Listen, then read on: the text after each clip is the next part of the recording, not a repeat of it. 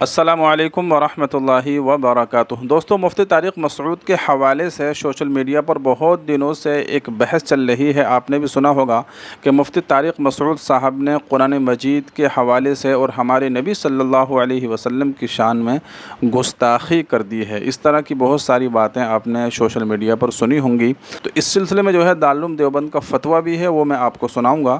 اس سے پہلے میں آپ کو بتا دوں کہ مفتی طارق مسعود صاحب نے کہا کیا تھا۔ دیکھیے، مفتی طارق مسعود صاحب نے یہ کہا تھا کہ ہمارے نبی صلی اللہ علیہ وسلم جو ہے امی تھے، لکھنا پڑھنا نہیں جانتے تھے، اور قرآن کے بارے میں یہ بات کہی تھی کہ قرآن کریم کے اندر بہت ساری باتیں عربی گرامر کے لحاظ سے ایسی ہیں کہ جو صحیح نہیں بیٹھتی ہیں، لیکن پھر بھی چونکہ قرآن کریم کے اندر وہ لکھ دیا گیا ہے، صحابہ نے ویسے ہی لکھ دیا ہے، تو جیسا لکھ دیا ہے اس کو ہمیں ویسا ہی پڑھنا ہوگا، ویسا ہی ماننا ہوگا۔ اب اس کے اندر کسی طرح کی کوئی تبدیلی، کوئی رد و بدل نہیں کیا جائے گا۔ تو اس طرح کی بہت ساری باتیں مفتی طارق مسعود صاحب نے جو ہے نبی کے حوالے سے اور قرآن کے حوالے سے کہی تھیں۔ وہ مکمل بیان کیا ہے، مکمل باتیں کیا ہیں، آئیے پہلے ہم مفتی طارق مسعود صاحب کی زبانی ہی سن لیتے ہیں۔ چھوٹا سا ویڈیو ہے، 3-4 منٹ کا۔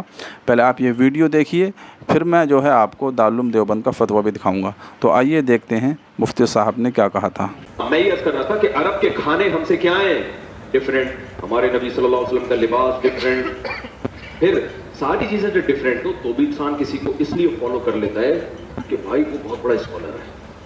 کیا خیال ہے؟ جاپانیوں کو ہم فالو کر لیتے ہیں، ان کی اسپیچز سن لیتے ہیں، یوٹیوب پہ سرچ کر لیتے ہیں، بھائی یہ پڑھے لکھے لوگ ہیں، بھائی سمجھ رہے ہیں، یہ کوئی پی ایچ ڈی اسکالر ہوگا، کوئی سائنٹسٹ ہوگا، کوئی بہت بڑے بڑے اسکالر ہیں۔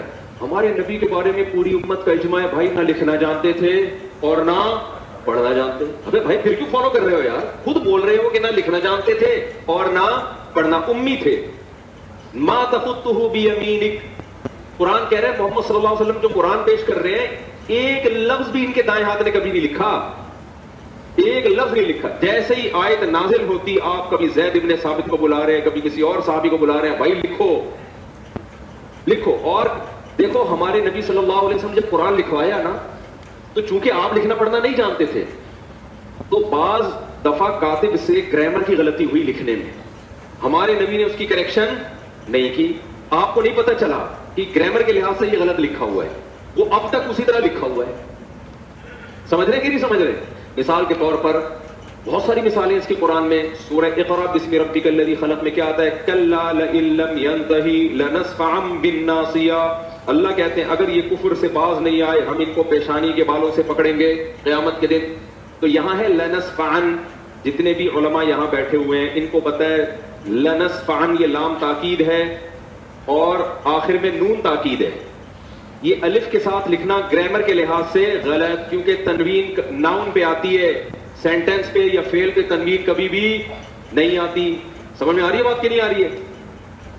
لیکن یہاں پر کیا ہے، نبی صلی اللہ علیہ وسلم نے پڑھا نا لنسفعن، جبریل آئی آیت لے کے، آپ نے اس کو پروناؤن کیا اپنی زبان سے لنسفعن، تو کاتب نے، کیونکہ عن میں آواز نون کی آ رہی ہے، تو کاتب نے اس وقت لکھ دیا، نون کے بجائے الف ڈال دیا جو تنوین کی علامت ہے۔ یہ گرامر کے لحاظ سے 100% کیا ہے؟ مسٹیک۔ یہ گرامر کے لحاظ سے 100% کیا ہے؟ مسٹیک۔ یہ گرامر کے لحاظ سے 100% کیا ہے؟ مسٹیک۔ آپ کبھی بھی عربی میں سینٹنس پہ تنوین نہیں ڈالو گے، لیکن یہاں لنسفعن پہ 2 زبر ڈلے ہوئے ہوں گے، الف لکھا ہوا ہو۔ یہ گرامر کے لحاظ سے 100% کیا ہے؟ بولو غلط۔ یہ گرامر کے لحاظ سے 100% کیا ہے؟ بولو غلط۔ کاتب وحی نے لکھا، نبی لکھنا پڑھنا نہیں جانتے، اور کمال کی بات ہے جو لکھا آج تک کوئی مائی کا لال پیدا نہیں ہوا کہ اس کو نون بنا دے۔ اب کہنے کے لحاظ سے اوپر سے تو لگے گا یہ غلط ہے، لیکن بھائی اللہ نے یہ اس لیے ہونے دیا، بتا دیا کہ محمد صلی اللہ علیہ وسلم واقعی امی تھے۔ نمبر 2، ہم نے اس قرآن کی حفاظت ایسے کی ہے کہ اگر ظاہری لحاظ سے اس میں کوئی غلطی لکھنے میں، ظاہری لحاظ سے، ورنہ تو اس میں بڑی حکمت ہے، ہوئی بھی ہے، ہم نے اس کی بھی کریکشن کی کسی کو اجازت نہیں دی کہ بھائی اللہ نے یہ اس لیے ہونے دیا، بتا دیا کہ محمد صلی اللہ علیہ وسلم واقعی امی تھے۔ نمبر 2، ہم نے اس قرآن کی حفاظت ایسے کی ہے کہ اگر ظاہری لحاظ سے اس میں کوئی غلطی لکھنے میں، ظاہری لحاظ سے، ورنہ تو اس میں بڑی حکمت ہے، ہوئی بھی ہے, ہم نے اس کی بھی کریکشن کی کسی کو اجازت نہیں دی. جو ہے جیسے لکھا گیا ایز اٹ از چلا رہا ہے. بڑے بڑے عربی گرامر کے ماہرین آئے, انہوں نے بتایا سینٹینس پہ تنوین نہیں آتی, دو زبر دو زیر دو پیش نہیں آتے, نہیں آتے. یہاں آئے ہوئے ہیں, پتہ نہیں کیوں آئے ہوئے بھائی, اس وقت لکھا ہی ایسے تھا. جس کتاب کی میرے بھائی ایسے حفاظت ہوئی ہو کہ اس کی گرامر کی ایک مسٹیک, اگر ظاہری لحاظ سے میں مسٹیک کہہ رہا ہوں, ہوئی ہے, اس کو ٹھیک کرنا کسی کے لیے ممکن نہیں ہے. تو جو ٹھیک آئے تھے ان کو کون چینج کر سکتا ہے؟ نہیں آئی میرا خیال ہے بات. تو بھائی ہم فالو کیوں کر رہے ہیں محمد صلی اللہ علیہ وسلم کو, جب نہ آپ لکھنا جانتے, نہ آپ پڑھنا جانتے, نہ آپ کا کلچر ہمارے کلچر سے میچ کرتا, آپ کی خوراکیں ہماری خوراکوں سے الگ کیوں؟ وجہ اس کی بھائی ہم, نبی کی ایک حیثیت ہے بشر, ایک حیثیت کیا ہے؟ Messenger of God. آپ نے کہہ دیا میرا اپنا کوئی پیغام نہیں ہے, میں جو کچھ کہہ رہا ہوں میں نہیں کہہ رہا. یہ کون کہہ رہا ہے؟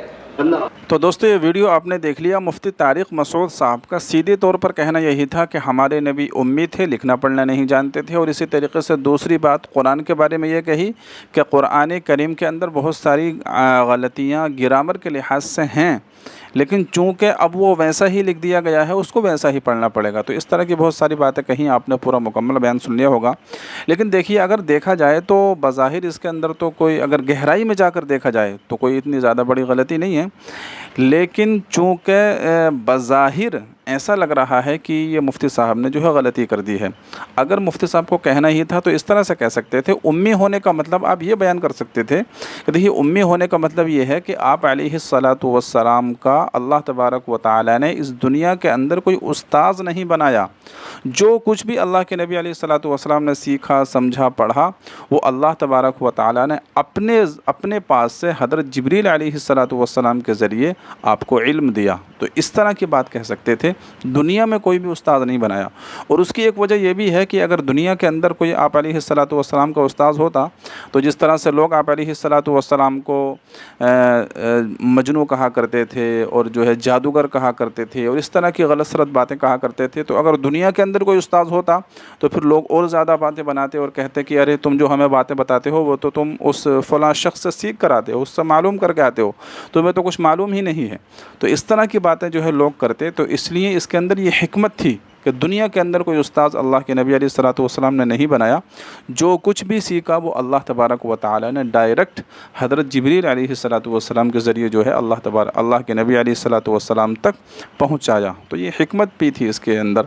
تو بہرحال الفاظ کا تھوڑا چین اور الفاظ کا استعمال تھوڑا صحیح ہو سکتا تھا تاکہ اس طرح کی کوئی بات ہی پیش نہ آتی. تو بہرحال اب یہ مسئلہ بہت زیادہ طول پکڑ چکا ہے, بہت زیادہ آگے بڑھ چکا ہے, اور سب لوگ کہہ رہے ہیں کہ مفتی طارق مسعود صاحب نے بہت بڑی گستاخی کی ہے. حالانکہ یہ گستاخی نہیں ہے, آپ اس کو غلطی کہہ سکتے ہیں. دیکھیے گستاخی وہ ہوتی ہے جو آدمی جان بوجھ کر کرتا ہے, اور غلطی وہ ہوتی ہے جو ہے نہ چاہتے ہوئے ہو جاتی ہے. ٹھیک ہے, تو آپ اس کو غلطی کہہ سکتے ہیں اگر زیادہ زیادہ آپ کو کہنا ہی ہے تو.